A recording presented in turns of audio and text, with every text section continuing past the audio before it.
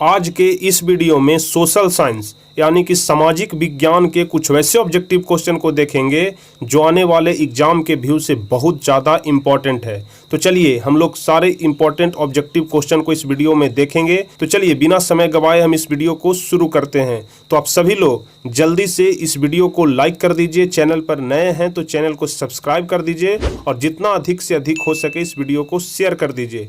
तो चलिए वीडियो को शुरू करते हैं। तो सबसे पहला नंबर क्वेश्चन कह रहा है कि यंग यूरोप की स्थापना किसने की थी। क्वेश्चन को आप लोग ध्यान से पढ़िएगा, उसके बाद ही आंसर देने की कोशिश करिएगा। पहला नंबर क्वेश्चन है कि यंग यूरोप की स्थापना किसने की थी। ऑप्शन ए है काबूर ने, बी है मेजनी ने, सी है बिस्मार्क ने और डी है गैरीबाल्डी ने। तो पहला का सही आंसर बी हो जाएगा, यंग यूरोप की स्थापना मेजनी ने की थी। तो पहला का बी नंबर ऑप्शन सही हो जाएगा। दूसरा नंबर क्वेश्चन हम लोग देखेंगे, 1917 की पहली रूसी क्रांति को किस नाम से जाना जाता है। 1917 की पहली रूसी क्रांति को किस नाम से जाना जाता है। ऑप्शन ए है फरवरी की क्रांति, ऑप्शन बी है मार्च की क्रांति, सी है अक्टूबर की क्रांति और डी है नवंबर की क्रांति। तो आप सभी लोगों को पता होगा, हम आपको बताए हैं कि 1917 की जो पहली क्रांति है उसे हम लोग फरवरी की क्रांति के नाम से जानते हैं। तो दूसरा का ए नंबर ऑप्शन सही हो जाएगा कि 1917 की रूसी क्रांति को फरवरी की क्रांति के नाम से जाना जाता है। अब चलिए अगला नंबर क्वेश्चन देखेंगे, अंकोर वाट का मंदिर किस देश में बनाया गया। अंकोर वाट के मंदिर के बारे में आप सभी लोग जानते होंगे, या फिर जिनको नहीं पता है वे जानेंगे कि अंकोर वाट का मंदिर किस देश में है या फिर किस देश में बनाया गया। तो तीसरा का सही आंसर हो जाएगा ए, कंबोडिया में।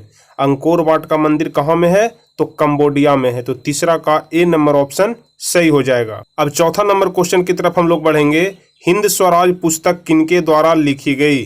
हिंद स्वराज पुस्तक किनके द्वारा लिखी गई। आपको हम इतिहास वाले चैप्टर में बता चुके हैं कि हिंद स्वराज पुस्तक किनके द्वारा लिखी गई। तो चौथा का डी नंबर ऑप्शन सही हो जाएगा, मोहनदास करमचंद गांधी के द्वारा हिंद स्वराज नामक पुस्तक लिखी गई थी। तो चौथा का डी नंबर ऑप्शन सही हो जाएगा, मोहनदास करमचंद गांधी मतलब महात्मा गांधी के द्वारा। अब चलिए पांचवा नंबर क्वेश्चन देखेंगे, बम्बई में पहला कपड़ा मिल कब खुला। बम्बई में पहला कपड़ा मिल कब खुला था। ऑप्शन ए है 1845 ईस्वी, बी है 1850 ईस्वी, सी है 1852 ईस्वी या फिर डी है 1853 ईस्वी। तो बताइए बम्बई में पहला कपड़ा मिल कब खुला। तो पांचवा का डी नंबर ऑप्शन सही हो जाएगा, 1853 ईस्वी में बम्बई में पहला कपड़ा मिल खुला था। तो पांचवा का डी आंसर सही हो जाएगा, 1853 ईस्वी। अब चलिए छठा नंबर क्वेश्चन कह रहा है कि शहर को आधुनिक व्यक्ति का किस प्रकार का क्षेत्र माना जाता है। शहर को आधुनिक व्यक्ति का किस प्रकार का क्षेत्र माना जाता है। ऑप्शन ए है सीमित क्षेत्र, बी है प्रभाव क्षेत्र, सी है विस्तृत क्षेत्र और डी है ये सभी। तो छठा का बी नंबर ऑप्शन सही हो जाएगा, प्रभाव क्षेत्र। शहर को आधुनिक व्यक्ति का प्रभाव क्षेत्र माना जाता है। तो छठा का बी नंबर ऑप्शन सही हो जाएगा। अब चलेंगे हम लोग सातवां नंबर क्वेश्चन की तरफ, और सातवें नंबर क्वेश्चन से पहले हम आपको बता दें कि आप जितने सारे भी ऑब्जेक्टिव क्वेश्चन हम आपको कराते हैं सभी ऑब्जेक्टिव क्वेश्चन को आप याद कर लीजिएगा, ताकि इस बार के एग्जाम में ऑब्जेक्टिव क्वेश्चन ही महत्वपूर्ण होने वाला है। यदि आपकी ऑब्जेक्टिव क्वेश्चन पर पकड़ अच्छी रहेगी तो आप एग्जाम में अच्छे मार्क्स ला पाएंगे। अगर अपना स्कोर ऊपर ले जाना है तो आपको ऑब्जेक्टिव क्वेश्चन पर पकड़ बनाना पड़ेगा, क्योंकि ऑब्जेक्टिव और सब्जेक्टिव दोनों 50-50 रहता है, लेकिन इस बार संभावना है कि ऑब्जेक्टिव क्वेश्चन बढ़ाया जाए। अब चलिए आठवें नंबर क्वेश्चन की तरफ हम लोग चलेंगे, बर्नाक्यूलर प्रेस एक्ट किस गवर्नर जनरल के समय पारित किया गया। ध्यान रखिएगा, बर्नाक्यूलर प्रेस एक्ट वह कौन सा गवर्नर जनरल था जिसके समय में पारित किया गया। ऑप्शन ए है वारेन हेस्टिंग्स, बी है लॉर्ड डलहौजी, सी है लॉर्ड लीटन और डी है लॉर्ड रिपन।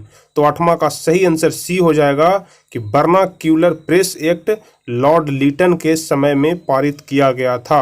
तो 8 का सी नंबर ऑप्शन सही हो जाएगा।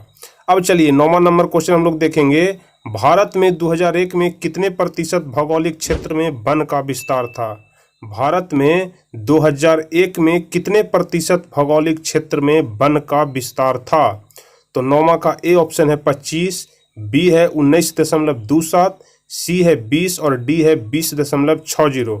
तो बताइए 9वां का सही आंसर कौन सा होगा कि भारत में 2001 में कितने प्रतिशत भौगोलिक क्षेत्र में वन का विस्तार था।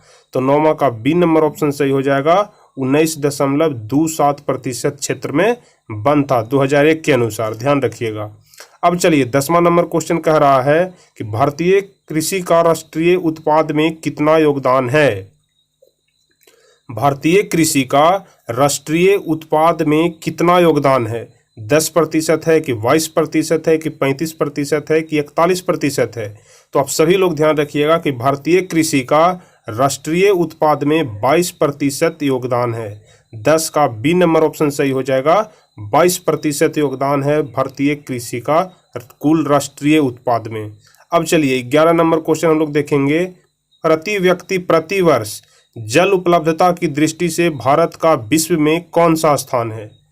प्रति व्यक्ति प्रति वर्ष जल उपलब्धता की दृष्टि से भारत का विश्व में कौन सा स्थान है। ऑप्शन ए है 182वां, बी है 157, सी है 101 या फिर डी है 133। तो 11 का सही आंसर हो जाएगा 133। प्रति व्यक्ति प्रति वर्ष जल उपलब्धता की दृष्टि से भारत का विश्व में 133वां स्थान है। तो 11 का डी नंबर ऑप्शन सही हो जाएगा। अब चलिए 12 नंबर क्वेश्चन देखेंगे। बांधवगढ़ राष्ट्रीय उद्यान किस राज्य में है। इंपॉर्टेंट क्वेश्चन है कि बांधवगढ़ राष्ट्रीय उद्यान किस राज्य में है। ऑप्शन ए है मध्य प्रदेश, बी है छत्तीसगढ़, सी है उत्तराखंड और डी है कर्नाटक। तो 12 का सही आंसर ए हो जाएगा। बांधवगढ़ राष्ट्रीय उद्यान मध्य प्रदेश में है। तो 12 का ए नंबर ऑप्शन सही हो जाएगा। अब देखेंगे हम लोग क्वेश्चन नंबर 13। उद्योगों की जननी किस खनिज को कहा जाता है। आपको हम बताए हैं पहले भी कि उद्योगों की जननी किस खनिज को कहा जाता है। ऑप्शन ए है लोहा, बी है मैग्नीज, सी है अभ्रक और डी है तांबा। तो आप सभी लोगों को पता होगा कि उद्योगों की जननी लोहा को कहा जाता है। तो 13 का ए नंबर ऑप्शन सही हो जाएगा कि उद्योगों की जननी लोहा को कहा जाता है। अब चलिए 14 नंबर क्वेश्चन को हम लोग देखेंगे। इनमें कौन गुजरात का तेल उत्पादन केंद्र है। इनमें कौन गुजरात का तेल उत्पादन केंद्र है। ऑप्शन ए है मोरन, बी है मथुरा, सी है नहरकटिया या फिर डी है अंकलेश्वर। तो इनमें कौन गुजरात का तेल उत्पादन केंद्र है। तो इसका सही आंसर हो जाएगा अंकलेश्वर। अंकलेश्वर है यह जो गुजरात का तेल उत्पादन केंद्र है। अब चलिए 15 नंबर क्वेश्चन हम लोग देखेंगे। तो 15 नंबर क्वेश्चन कह रहा है कि भारत की अर्थव्यवस्था का मुख्य आधार क्या है। भारत की अर्थव्यवस्था का मुख्य आधार क्या है। बिल्कुल ही आसान क्वेश्चन है। तो इसका सही आंसर हो जाएगा कि भारत की अर्थव्यवस्था का मुख्य आधार कृषि है। 15 का ए नंबर ऑप्शन सही हो जाएगा, क्योंकि अब सभी लोगों को पता होगा कि भारत एक कृषि प्रधान देश है, इसलिए भारत की अर्थव्यवस्था का मुख्य आधार कृषि ही हो जाएगा। 15 का ए नंबर ऑप्शन सही हो जाएगा। अब चलिए 16 नंबर क्वेश्चन की तरफ हम लोग देखेंगे। जूट उद्योग के सबसे अधिक कारखाने कहाँ मिलते हैं। जूट उद्योग के सबसे अधिक कारखाने कहाँ मिलते हैं।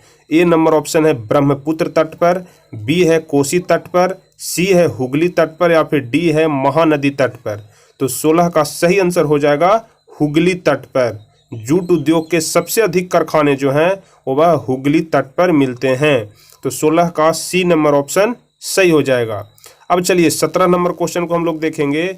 हिमसागर एक्सप्रेस कहाँ से कहाँ तक जाती है। ध्यान रखिएगा, हिमसागर एक्सप्रेस कहाँ से कहाँ तक जाती है। ऑप्शन ए है जम्मू से हावड़ा तक, बी है जम्मू से मुंबई तक, सी है जम्मू से कन्याकुमारी तक या फिर डी है जम्मू से कांडला तक। तो 17 का सही आंसर हो जाएगा कि हिमसागर एक्सप्रेस जम्मू से कन्याकुमारी तक जाती है। 17 का सी नंबर ऑप्शन सही हो जाएगा। अब हम लोग देखेंगे 18 नंबर क्वेश्चन को कि बिहार की कितनी भूमि कृषि के अंतर्गत आती है। बिहार की कितनी भूमि कृषि के अंतर्गत आती है। कहने का मतलब कि कितने प्रतिशत जमीन पर कृषि किया जाता है, खेती किया जाता है। तो ऑप्शन ए है आधी भूमि पर, बी है 3/4 पर, सी है 1/4 या फिर डी है 100%। तो 18 का सही आंसर हो जाएगा 3/4 भूमि पर। बिहार की कुल भूमि के 3/4 भूमि पर खेती किया जाता है बिहार में, ध्यान रखिएगा। 19वां नंबर क्वेश्चन हम लोग देखेंगे। महात्मा गांधी ने किस पत्र का संपादन किया? तो हम लोग इस क्वेश्चन को ऊपर में भी देख चुके हैं कि महात्मा गांधी ने किस पत्र का संपादन किया। तो 19 का सही आंसर हो जाएगा यंग इंडिया का। यंग इंडिया नामक पुस्तक की रचना कौन किए थे? तो महात्मा गांधी। तो 19 का बी नंबर ऑप्शन सही हो जाएगा कि महात्मा गांधी ने यंग इंडिया नामक पत्र का संपादन किया।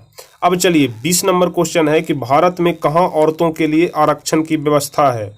भारत में कहाँ औरतों के लिए आरक्षण की व्यवस्था है? ए नंबर ऑप्शन है लोकसभा, बी है विधानसभा, सी है मंत्रिमंडल या फिर डी है पंचायती राज्य संस्थाएं। तो 20वां का सही आंसर कौन सा हो जाएगा? तो 20 का सही आंसर होगा पंचायती राज्य संस्थाएं। भारत में औरतों के लिए सिर्फ पंचायती राज्य संस्थाएं में ही आरक्षण की व्यवस्था है। तो 20 का डी नंबर ऑप्शन सही हो जाएगा। चलिए 21 नंबर क्वेश्चन की तरफ हम लोग चलेंगे। निम्नलिखित राजनीतिक दल का एक प्रमुख हिस्सा कौन नहीं है? निम्नलिखित ऑप्शन में से कौन है जो राजनीतिक दल का एक प्रमुख हिस्सा नहीं है? ऑप्शन ए है नेता, बी है सक्रिय सदस्य, सी है अनुयायी और डी है चुनाव आयोग। तो आप सभी लोगों को पता होगा कि चुनाव आयोग खुद चुनाव करवाता है, इसलिए यह राजनीतिक दल का हिस्सा नहीं हो सकता है। इसलिए 21 का डी नंबर ऑप्शन सही हो जाएगा कि चुनाव आयोग राजनीतिक दल का एक प्रमुख हिस्सा नहीं हो सकता है। अब चलिए 22 नंबर क्वेश्चन को हम लोग देखेंगे। भारतीय संविधान में अधिकारों की सूचियां कितनी है? भारतीय संविधान में अधिकारों की कुल कितनी सूचियां हैं? 22 का ए नंबर ऑप्शन है 2, बी नंबर ऑप्शन है 3, सी नंबर ऑप्शन है 4 और डी नंबर ऑप्शन है 5। तो भारतीय संविधान में कुल 3 अधिकारों की सूचियां हैं। 22 का बी नंबर ऑप्शन सही हो जाएगा। ध्यान रखिएगा कि भारतीय संविधान में अधिकारों की कुल सूचियां 3 है। 22 का बी नंबर ऑप्शन सही हो जाएगा। अब अगला नंबर क्वेश्चन देखेंगे कि 14वीं लोकसभा में महिलाओं की भागीदारी कितनी रही? 14वीं लोकसभा में महिलाओं की भागीदारी कितनी रही? ऑप्शन ए है 6.51%, बी है 15%, सी है 11.06% और डी है 10%। तो 23 का सही आंसर हो जाएगा 6.51%। 14वीं लोकसभा में महिलाओं की भागीदारी 6.51% रही। तो 23 का ए नंबर ऑप्शन सही हो जाएगा। अब चलेंगे हम लोग 24 नंबर क्वेश्चन की तरफ कि भारतीय में किस तरह के लोकतंत्र की व्यवस्था की गई है? भारत में किस तरह के लोकतंत्र की व्यवस्था की गई है? ऑप्शन ए है प्रत्यक्ष लोकतंत्र, बी है अप्रत्यक्ष लोकतंत्र, सी है प्रत्यक्ष और अप्रत्यक्ष दोनों और डी है इनमें से कोई नहीं। तो आप सभी लोग जानते होंगे कि भारत में अप्रत्यक्ष लोकतंत्र की व्यवस्था की गई है। 24 का बी नंबर ऑप्शन सही हो जाएगा। अब चलिए 25वां नंबर क्वेश्चन की तरफ हम लोग बढ़ेंगे कि 15वीं लोकसभा चुनाव कब हुआ था? 15वीं लोकसभा चुनाव कब हुआ था? 25 का ए नंबर ऑप्शन है 2006, बी है 2007, सी है 2008 और डी है 2009। तो 25 का सही आंसर हो जाएगा 2009। 15वीं लोकसभा चुनाव 2009 ईस्वी में हुआ था। तो 25 का डी नंबर ऑप्शन सही हो जाएगा। तो इसी के साथ आपके सारे क्वेश्चन यहाँ पर समाप्त हो गए। तो हम आशा करते हैं आपको यह वीडियो पसंद आया होगा। अगर वीडियो पसंद आया हो तो वीडियो को एक लाइक जरूर करें। चैनल पर नए हैं तो चैनल को सब्सक्राइब करके बेल आइकन दबा दें और जितना अधिक से अधिक हो सके इस वीडियो को शेयर करें। तो चलिए फिर मिलते हैं हम आपसे अगले वीडियो में। तब तक के लिए जय हिंद, धन्यवाद।